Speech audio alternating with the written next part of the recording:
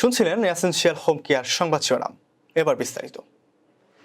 মার্কিন president Joe Biden ইউক্রেনকে রাশিয়ার ভূখণ্ডের অভ্যন্তরে হামলার জন্য দূরপাল্লার ক্ষেপণাস্ত্র ব্যবহারের অনুমতি দিয়েছেন। রোববার রয়টার্সের এক প্রতিবেদনে এই তথ্য জানানো হয়েছে।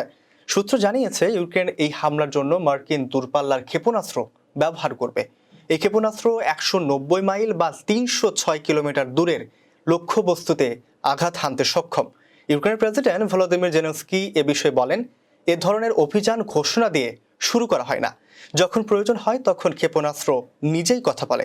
এদিকে রুশ প্রেসিডেন্ট ভ্লাদিমির পুতিন সতর্ক করে বলেছেন, রাশিয়ার অভ্যন্তরে হামলা ন্যাটো সামরিক জোটের সরাসরি যুদ্ধে জড়িয়ে পড়ার সমান।